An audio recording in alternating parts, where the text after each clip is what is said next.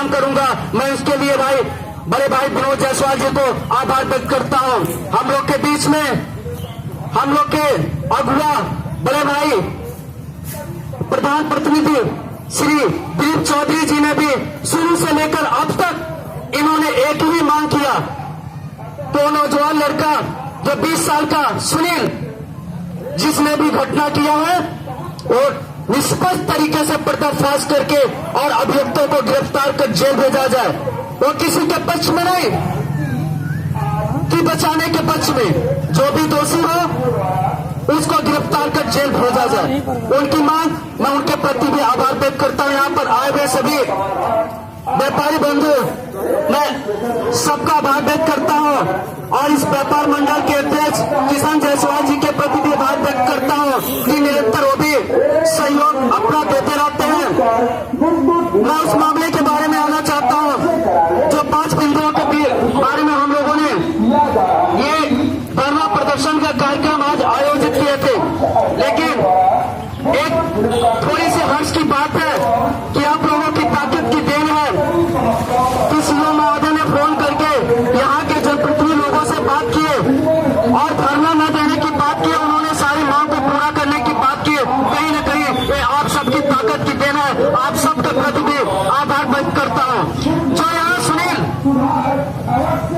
सुनील का हत्या हुआ है, शुरू में तो बिरमंगल पुलिस ने एक साजिश के तहत कुछ लोगों को अपने दलालों को वहां पे लगाने का काम किए कि पहले अफवाह फैलाओ कि सुनील के घर वालों ने ही हत्या की है। इससे जब व्यापारियों में समाज में जब चर्चाएं होंगी तो इसके साथ कोई खड़ा नहीं होगा और सुनील के घर वाले डरपोस थाने पे एप्लीकेशन नहीं देंगे और जब एप्लीकेशन नहीं देंगे और मुकदमा दर्ज नहीं होगा तो इस मामले को हम बचा लेंगे।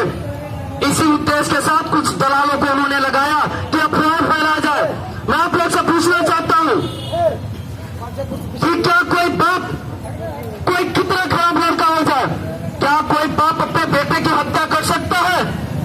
ये माना जा सकता है कि बेटा अपने बाप की हत्या कर सकता है, लेकिन 2 कंडीशन में।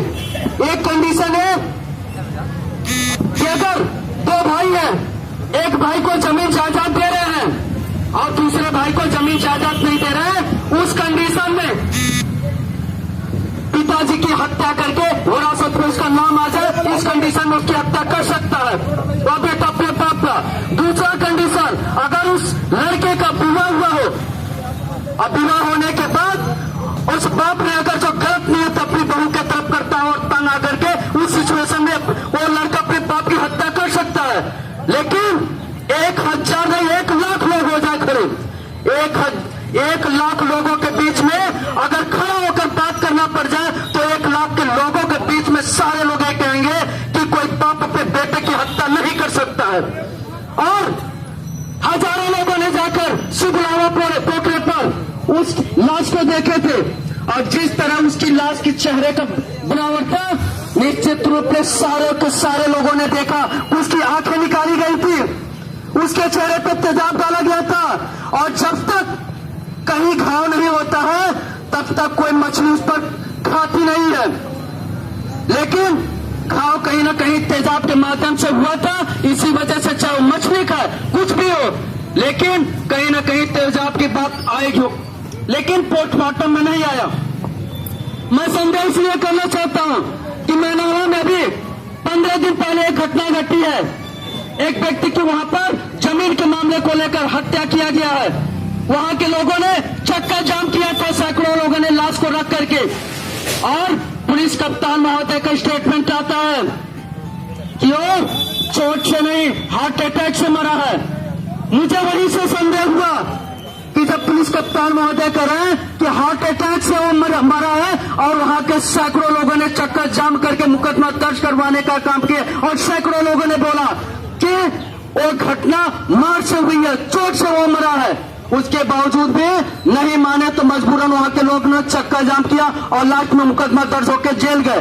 तो संदिग्ध वहां मामला आया कि लोगों ने बताया कि चोट से मरा है, हेड इंजरी से मरा है, लेकिन पोस्टमार्टम में केवल हार्ट अटैक दर्शाया जा रहा है क्योंकि पोस्टमार्टम बदलाया जा सकता है अगर अधिकारी, उच्च अधिकारी जो चाहे और बड़े बड़े मंत्री चाहे और बड़ा पैसा वाला चाहे तो पोस्टमार्टम भी चेंज करवाया जा सकता है। हजारों लोगों ने देखा कि तेजाब था, तो तेजाब पोस्टमार्टम में आया क्यों नहीं? इसलिए नहीं आया क्योंकि ये साबित करना चाहते थे कि अगर तेजाब कोई डालेगा तो बाप नहीं डाल सकता है। बाप इतना हो सकता है, घर में मारपीट हुआ, दीजिए आप लोग सहयोग करिए, गुप्ता का मामला नहीं है, ये आप सबके घर घटना घट सकती है। और मैं किसी की पक्षपात की बात नहीं करता हूं कि इनके परिवार वालों ने अगर घटना किया है तो अगर सबूत इनके खिलाफ मिलती है, ये जेल जाते हैं तो हम लोग को कोई परवाह पड़ने वाला नहीं है, लेकिन जो सच्चाई है सामने आनी चाहिए। एसओ महोदय ब्रिजमनगंज 3 दिन कह रहे थे, घटना के 3 दिन बाद इसको पर्दाफाश कर दिया जाएगा। यहाँ के जितने जनप्रतिनिधि हैं सारे लोग जाते थे, सबको ये बताते थे कि 70 से 75% मैं पहुंच चुका हूं और पर्दाफाश इसको करके मैं जेल भिजवाऊंगा निश्चित रूप से।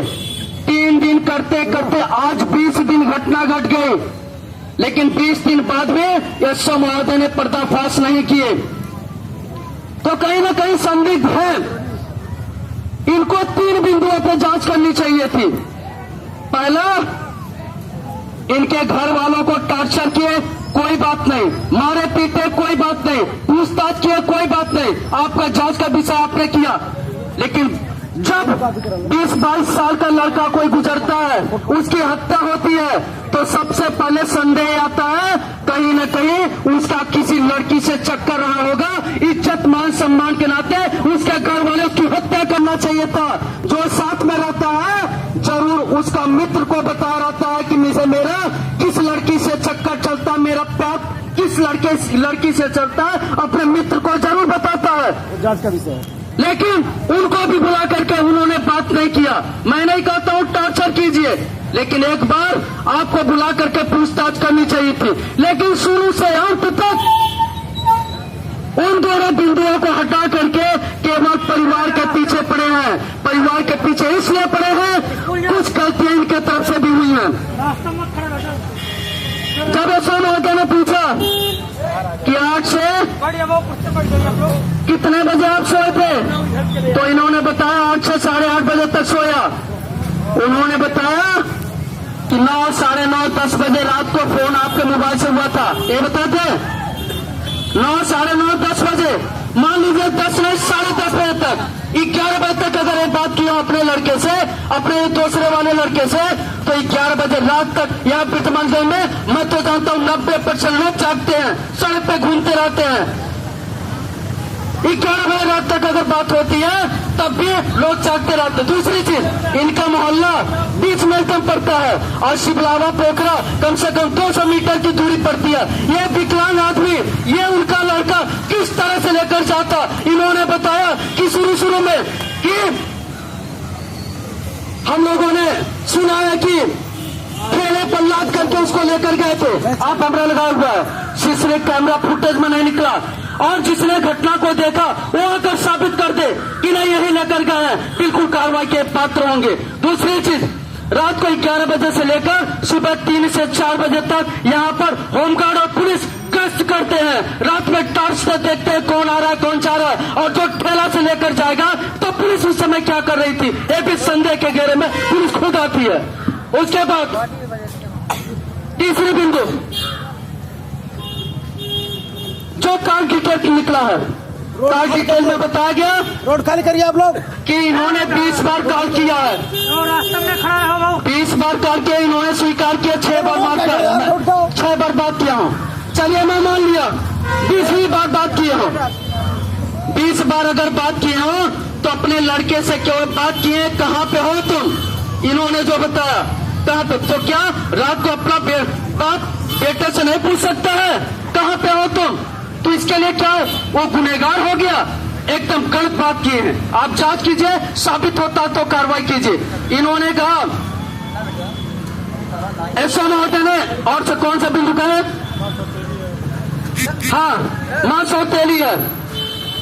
और थाने पर आए, थाने पे आने के बाद उनके चेहरे पर न रुआई वाला रौनक नहीं था, न मां रो रही थी, न बाप रो रहा था। भाई 2 दिन बाद घटना उन्होंने जब देखा, दिलीप भैया ने दिखाया सारी चीज को पेपर में, सॉरी फोटो में, तब इनको जाकर के पता चला। उसके बाद ये तुरंत महाराजगंज गए जहां पोस्टमार्टम हो रहा था। उन्होंने एक बात और कहा कि जिस दिन घटना घटा और लड़का मरा, इनके लड़के अगर नहीं थे तो लाश के पास आए क्यों नहीं। लेकिन मैं पूछना चाहता हूं, बिरबल मार्केट में या कहीं भी कोई घटना होता है क्या 100 में 100% सभी लोग चले जाते हैं? ऐसा नहीं है, कहीं ना कहीं 10, 20, 25, 50, 60% लोग जाते हैं, सबके सब टोटल नहीं जाते। जब जानता है मेरा लड़का कभी पाटन देवी चला जाता है दर्शन करने के लिए, मंगलवार को, हर मंगलवार को 70 रुपए का जाकर के मंदिर में जाके डेली प्रसाद चढ़ाता है, कभी पाटन देवी कहीं कहीं चला जाता है, वो भी निश्चिंत था। कई बार गया है, फिर ऐसा करेगा, इस वजह से वो बंदा नहीं गया देखने के लिए। तो क्या वो मुलजिम हो गया? तेज संदेह के घेरे में आते हैं। आप जांच कीजिए, जांच करने के बाद अगर लगता हो ये लोग कसूरवार हैं, कार्रवाई कीजिए। लेकिन मैं फिर पूछना चाहता हूं, 5 दिन तक थाने बैठा है, बच्चे को मार इसलिए कि ये वादी है। अगर ये जेल जाएंगे तो 1 से 1.5 महीने में जमानत होकर छूट जाएगी। और वास्तविक में घटना कोई दूसरा किया होगा, वो लोग, भाई साहब थोड़ा सा आप लोग किनारे हो जाइएगा।